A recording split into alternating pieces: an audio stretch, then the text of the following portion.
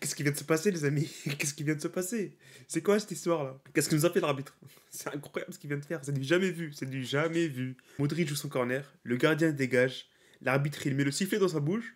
Il siffle pas. Brahim contrôle la balle. Que Brahim passe sur le côté droit pour centrer. Brahim il commence à armer son centre pour centrer dans la surface de réparation. Et l'arbitre, il siffle, les amis, la fin du match en plein air. La balle, elle est en plein air et il siffle la fin du match. C'est du jamais vu. Moi, je pense que c'est pire que Tunisie-Sénégal. Hein. Cette histoire, c'est incroyable. C'est incroyable ce qui vient de se passer, mais c'est historique. C'est un moment gag. C'est. Je sais pas pourquoi le Real Madrid est toujours au centre des polémiques. C'est incroyable. Laissez-nous tranquilles, wesh. Laissez-nous tranquilles. Laissez-nous jouer tranquillement. Bon, les amis, on va parler de ce match Real Madrid-Valence et notamment, bien sûr, cette action litigieuse, cette action qui va faire beaucoup parler. Mais ouais, du coup, deux partout, deux partout. Le Real Madrid perd encore des points, les amis, à l'extérieur face à Valence et. C'est compliqué cette équipe de Valence, hein. C'est compliqué. De partout cette fois-ci, la dernière c'était 1-0. Je sais plus, ça date de quand notre dernière victoire? J'ai checké une seconde. J'ai checké notre dernière victoire contre Valence. Elle date de 2021. C'était exactement, les amis, le 14 février 2021, une victoire 2-1 pour le Real Madrid. Mais bon, mauvaise opération au final, mauvaise opération vu que demain il y a le Barça qui joue contre Bilbao et aussi Gérone qui joue contre Mallorca. Mais bon, on va espérer un faux pas de ces deux équipes-là. Mais ce match Valence-Real Madrid, je crois que j'ai assisté à la pire mi-temps, une des pires mi-temps du Real Madrid ces saisons. C'est incroyable comment on a été nul, catastrophique sur la première mi-temps. Déjà, il y a 2-0 au bout de 20 minutes. Le but, le 1-0, là, je comprends pas comment il s'est passé. Vinicius, il part la balle sur le côté gauche. Fouki qui centre. Fran Pérez qui frappe, il se rate complètement. Et elle tombe sur Goudouro sur la tête. 1-0. Et le deuxième but, franchement, le deuxième but, les amis, j'ai pas envie d'en parler parce que c'est un but gag, littéralement. C'est incompréhensible. C'est incompréhensible ce que Carvajal a voulu faire. C'est pas digne d'un joueur professionnel. C'est pas digne d'un joueur comme Carvajal, tout simplement. Si Tchouaméni la faisait, si Kamavinga, vas-y, avec le manque d'expérience, pourquoi pas. Mais Carvajal, les amis, Carvajal, un des meilleurs joueurs du Real Madrid cette saison, qui fait une erreur comme ça. Il prend la balle aux abords de la touche, il y a un pressing de fou de Valence. Il renvoie la balle vers le ligne comme ça, sans voir, rien du tout. Il y a Ramchuk qui surgit de nulle part et il prend la balle, il marque. C'est un cadeau. Passe décisif de Carvajal. Du coup, 2-0, ils ont mis au bout de 20 minutes. Le Real Madrid a été inexistant. On va pas parler des 10 minutes du Real Madrid où on fait tourner la balle, là, on joue la passe à 10 derrière. La première mi-temps, avant le but de Vinicius à la 45e, à la 50e, et deux tirs. Le tir de Kamavinga de la tête, facilement capté par Mamardashvili. Et aussi le frappe de Valverde au bout de. Je sais pas, il a tiré à 30 mètres là, il frappe pas mal. Mais à part ça, il n'y a rien. Il n'y a rien. À Madrid, les joueurs ne se trouvaient pas. Kroos, il nous fait une disaster class.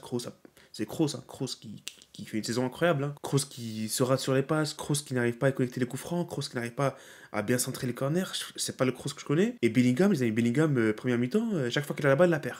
C'est incroyable. Dès qu'il a la balle, il touche, il perd. Je sais pas, j'ai trouvé un peu bizarre aujourd'hui, sur la première mi-temps surtout. Bon, je parle de Bellingham et Kroos, ils ont tous été catastrophiques la première mi-temps. Hein. Tous, littéralement tous. Rodrigo, c'est pas que la première mi-temps, Rodrigo, c'est tout le match. Rodrigo, de la première minute à la 65e, il a été fantomatique, inexistant. Un but en 10 matchs, la vérité, moi, dégage-moi Rodrigo. Mets Rodrigo sur le banc, mais Brahim Diaz, c'est bon.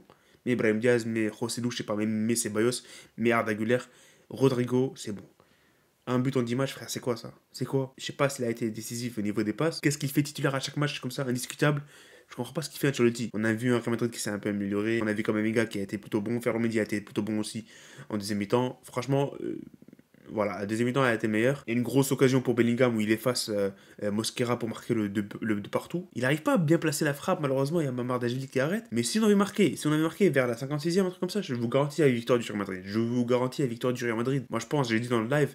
Si on marquait avant la 70e, il y avait victoire. On a marqué quand? On a marqué à la 76e. On a marqué à la 76e, but de Vinicius encore une fois. Vinicius, franchement, qu'on attendait beaucoup Vinicius sur ce match. C'est bien sûr le retour à Mestalla après les cris racistes et les insultes racistes qu'il a subi l'année dernière. La première mi-temps, elle n'a pas été bonne. Il perd la balle sur le but de Valence. Ouais, il marque le but, c'est vrai, mais c'est pas le Vinicius que je connais. Il a pas percuté, il a pas tenté, il a pas dribblé, il a rien fait en fait. Il a pas fait grand chose. Et en plus, Dimitri Fouki, il a fait un bon match aujourd'hui. Il a bien lu Vinicius sur toutes ses tentatives. Bon, au final, il sort avec un doublé quand même. On va pas cracher dessus, on va pas cracher sur Vinicius. Il sort avec un doublé. C'est pas anodin. Je pense qu'il pouvait mieux faire. Aussi, bravo à Lunin. Lunin, les amis, il y a une occasion. Après l'occasion de Bellingham, il y a une occasion pour Fran Pérez, il me semble. Il fait une parade incroyable pour sauver le Real Madrid d'un 3-1 qui tue complètement le match. Bravo Lunin sur cette occasion-là. Voilà, les amis. Après ce but de Vinicius. Qu'est-ce qui s'est passé? L'action la plus polémique, je crois, de l'histoire du football. Qu'est-ce qu'il a fait, l'arbitre? Qu'est-ce qu'il a fait, Gil Manzano? Qu'est-ce qu'il a fait? Le corner de Modric. Modric qui centre. Le gardien Mardashvili dégage. C'est bon, siffle, laisse pas Brahim contrôler, ne laisse pas, si tu veux arrêter le match. Siffle dès que Mardashvili dégage. Pourquoi tu laisses Brahim contrôler la balle? Brahim contrôle la balle, il pousse un peu le ballon pour aller centrer sur le côté droit. Qu'est-ce qui se passe? Il siffle quand Brahim centre. Et derrière, Bellingham met une tête. Le but n'est pas accordé, les amis. En plus, Bellingham, il a une carte en rouge alors qu'il n'a rien fait. Apparemment, il a pas insulté l'arbitre d'après ce que j'ai vu sur les réseaux. Au final, les amis, carton rouge pour Bellingham. Pas de but pour le Real Madrid. Je sais pas si le Real Madrid va faire appel ou pas concernant le carton rouge.